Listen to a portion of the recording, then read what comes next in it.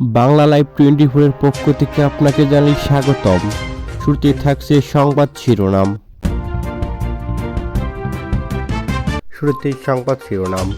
সচিবালয়ে আগুন, একদিন পিছিয়ে প্রাথমিক প্রতিবেদন জমা আজ। থাকছে বিস্তারিত।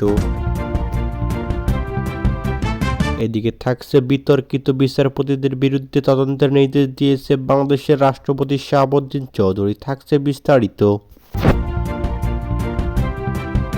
এদিকে থাকছে অবশেষে পদত্যাগের ঘোষণা দিয়েছেন জাস্টিন ট্রুডো। থাকছে বিস্তারিত এবং সবশেষ জানিয়ে দেব তাবলিগের সংঘর্ষের ঘটনায় বিচার বিভাগীয় তদন্ত সহ 9 দাবি দেওয়া নিয়ে সংবাদ সম্মেলন করেছে সাতপন্থী নেতাদের। এতক্ষণ শুনছিলেন সংবাদ শিরোনাম, এবার বিস্তারিত। আগুনের ঘটনায় উচ্চ পর্যায়ের তদন্ত কমিটির প্রাথমিক প্রতিবেদন একদিন পিছিয়ে আজ জমা দেওয়া হবে। এদিকে তদন্ত কমিটির প্রধান স্বরাষ্ট্র মন্ত্রণালয়ের সিনিয়র সচিব নাসিমুল গনি সাংবাদিকদের এ তথ্য জানিয়েছেন। এদিকে আগুনে 7 নম্বর ভবনের বৃষ্টির মতো কক্ষ ক্ষতিগ্রস্ত হয়েছে, সেগুলো মেরামত করে ব্যবহার উপযোগী করা সম্ভব বলে জানিয়েছে গণপূর্ণ বিভাগ। এদিকে অপরদিকে আগুনের 5 দিন পর দুপুর থেকে সীমিত সংখ্যক সাংবাদিককে সচিবালয়ে ঢুকতে দেওয়া হয়েছে। সচিবালয়ে ব্রিটের সাংবাদিকদের সংগঠন বিএসএফ তালিকা অনুযায়ী তারা প্রবেশের সুযোগ পান সচিবালয়ের নিরাপত্তার দায়িত্ব থেকে। এদিকে পুলিশের উপকমিশনার ডিসি এম তানভীর আহমেদকে সরিয়ে সেখানে ডিসি মোহাম্মদ বেলাল হোসেনকে নতুন দায়িত্ব দেওয়া হয়েছে।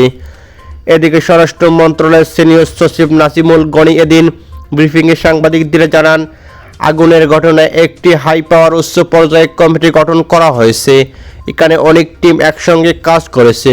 সেনাবাহিনী, বুয়েট, পিউটিবেল, পুলিশ ও আইসিটি বিভাগের টিম কাজ করেছে। আমরা সমন্বিতভাবে কাজ করেছি। টিমের কাছ থেকে আলামত সংগ্রহ করে সেগুলো আলোচনা সাপেক্ষে একটি সমাধান আসার চেষ্টা করেছি। তিনি বলেন, ইতিমধ্যে কিছু আলামতের ল্যাব টেস্ট করা হয়েছে, কিছু আলামত নেওয়া হয়েছে, সেগুলো টেস্ট করা হচ্ছে। প্রাথমিকভাবে আমাদের ডিসেম্বর পর্যন্ত সময় দেওয়া হয়েছিল। মন্ত্রিপরিষদ বিভাগ থেকেও আরও একটি সময় চেয়ে নেওয়া হয়েছে, কেননা কিছু টেস্ট সোমবার রাতে হবে। সেগুলো নিয়ে আমরা আবার বসবো, তখন আমরা একটা প্রাথমিক ধারণা পাব। এদিকে সিনিয়র সচিব নাজিমুল গনি আরও বলেন, আমরা আশা করছি বিকাল 5টার মধ্যে প্রাথমিক প্রতিবেদন জমা দিতে পারবো। যদি সম্ভব হয় এর আগেই দিয়ে দেব, তবে আমার বিকাল 5টা পর্যন্ত সময় নিয়েছি, কারণ আমাদের অনেক টিম কাজ করেছে। সেগুলো একত্র করে আর সার সংক্ষিপ্ত করার জন্য একটু সময় লাগবে। আর কিছু আলামত আছে যেগুলো ল্যাব টেস্টের ক্যাপাসিটি আমাদের দেশে নেই, সেগুলো বিদেশে পাঠিয়ে টেস্ট করা হবে। এদিকে পূর্ণাঙ্গ প্রতিবেদনে কতদিনের মধ্যে দেওয়া হবে এমন প্রশ্ন তিনি বলেন, সেটা এই মুহূর্তে বলা যাচ্ছে না। বিদেশে পরীক্ষা নিরীক্ষার জন্য কিছু আলামত যাবে, সেগুলো ফেরত আসতে কিছু সময় লাগবে। তবে যত দ্রুত সম্ভব আমরা প্রধান উপদেষ্টার কাছে প্রতিবেদন জমা দেব, পরে এ নিয়ে আরও কথা বলা হবে। এদিকে 5 দিন পর সচিবালয়ে সাংবাদিকদের রাতে অগ্নিকাণ্ডের পর সাংবাদিকদের সচিবালয়ে প্রবেশের অ্যাক্রিডিটেশন কার্ড বাতিল করে দেয়। এ নিয়ে সাংবাদিক সমাজ ও নাগরিক সমাজের সমালোচনা তৈরি হলে 5 দিন পর দুপুর 2টার দিকে সীমিত সংখ্যক সাংবাদিককে সচিবালয়ে প্রবেশ করতে দেওয়া হয়। সচিবালয়ে ব্রিটের সাংবাদিকদের সংগঠন বাংলাদেশ সেক্রেটারি রিপোর্টার্স ফোরামের বিএসআরএফ দেওয়া তালিকা অনুযায়ী এ 2 নম্বর গেটের মধ্যবর্তী স্থান দিয়ে তারা ভিতরে প্রবেশ করেন। এর আগে সকাল থেকে দুপুর পর্যন্ত সাংবাদিকরা অপেক্ষা করেও ভেতরে ঢোকার অনুমতি পাননি। এদিকে গণপূর্ত বিভাগের উপকমিশনারি প্রকৌশলী আব্দুল মান্নান ভূঁইয়া সচিবালয় চত্বরে সাংবাদিকদের বলেন, আগুন লাগার সঙ্গে সঙ্গেই গণপূর্ত বিভাগের লোকজন ঘটনাস্থলে এসেছিলেন। আমাদের পৌঁছাতে খুব বেশি দেরি হয়নি। গণপূর্ত বিভাগের পক্ষ থেকে ফায়ার সার্ভিসকে সর্বোচ্চ সহযোগিতা করা হয়েছে। এই ক্ষেত্রে গণপূর্ত বিভাগের কোনো গাফিলতি বা অবহেলা ছিল না। অভিযোগ ওঠা সুপ্রিম কোর্টের কয়েকজন বিচারপতির বিরুদ্ধে তদন্তের জন্য সুপ্রিম জুডিশিয়াল কাউন্সিলের নির্দেশনায় দিয়েছেন রাষ্ট্রপতি মোহাম্মদ শাহাবুদ্দিন। সে অনুযায়ী সুপ্রিম জুডিশিয়াল কাউন্সিল আগামী সপ্তাহে তদন্ত শুরু করবে। এদিকে সন্ধ্যায় এমন তথ্য জানিয়েছে সুপ্রিম কোর্ট প্রশাসন। এর আগে বিচারপতি অপসারণ সংক্রান্ত সংবিধানের 96 অনুচ্ছেদ অনুসারে কয়েকজন বিচারপতির প্রতি আচরণ বিষয়ে তথ্য রাষ্ট্রপতির কাছে পাঠিয়েছিল সুপ্রিম জুডিশিয়াল কাউন্সিল। এদিকে গত 15 ডিসেম্বর এমন তথ্য জানিয়েছিলেন সুপ্রিম কোর্ট। এর প্রায় 20 দিন পর সুপ্রিম কোর্ট প্রশাসন জানায়, গণপ্রজাতন্ত্রী বাংলাদেশের সংবিধান অনুচ্ছেদ 96 অনুসরণ করে রাষ্ট্রপতি বাংলাদেশ সুপ্রিম কোর্টের কয়েকজন বিচারপতির বিষয়ে তদন্তের জন্য সুপ্রিম জুডিশিয়াল কাউন্সিলের নিকট নির্দেশনা প্রেরণ করেছেন। সে অনুযায়ী সুপ্রিম জুডিশিয়াল কাউন্সিল আগামী সপ্তাহে তদন্ত শুরু করবে।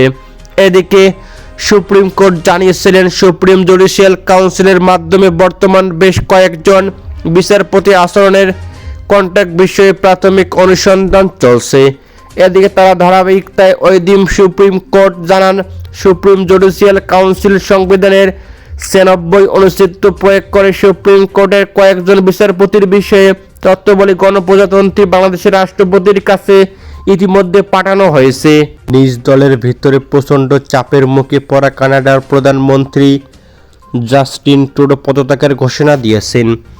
এদিকে দেশটির রাজধানী অটোরায় নিজ বাসভবনের বাইরে এক সংবাদ সম্মেলনে এই ঘোষণা দিয়েছেন তিনি। ঘোষণায় ট্রুডো বলেছেন, তার দল লিবারেল পার্টি একজন উত্তরসূরি বেছে নেওয়ার আগ পর্যন্ত দেশের প্রধানমন্ত্রী ও দলীয় প্রধানের দায়িত্বে থাকবেন তিনি। এর আগে দ্য গ্লোব অ্যান্ড মেইল তিনি সূত্রে বরাত দিয়ে জানিয়েছেন, কানাডার প্রধানমন্ত্রী জাস্টিন ট্রুডোর মধ্যে লিবারেল পার্টির নেতা হিসেবে পদত্যাগের কথা ঘোষণা করবেন বলে আশা করা হচ্ছে। জাস্টিন ট্রুডো 2013 সাল লিবারেল পার্টির নেতা হিসেবে দায়িত্ব গ্রহণ করেন। সে সময় কানাডিয়ান এই দলটি গভীর সমস্যায় পড়েছিল এবং প্রথমবারের মতো হাউস অব কমন্সে তৃতীয় স্থান নেমে গিয়েছিল। এছাড়াও 2015 সালের নির্বাচনে জিতে প্রথমবারের মতো কানাডার প্রধানমন্ত্রী হন জাস্টিন ট্রুডো। তারপর আরও দুটি নির্বাচনে জয়ের সুবাদে টানা প্রায় 10 বছর ক্ষমতায় থাকার পর পদত্যাগের ঘোষণা দিলেন 53 বছর বয়সী এই নেতা। এদিকে রয়টার্স বলেছে, ট্রুডোর এই পদত্যাগের ফলে দেশটির ক্ষমতাসীন এই দলটিকে এমন এক সময় স্থায়ী প্রধান ছাড়াই রাজনৈতিক মাঠে ছেড়ে দেবে, যখন জরিপগুলো দেখা যাচ্ছে যে চলতি বছরের অক্টোবরের শেষের দিকে অনুষ্ঠিত হওয়া নির্বাচনে লিবারেল রক্ষণশীলদের কাছে খারাপভাবে হেরে যাবে।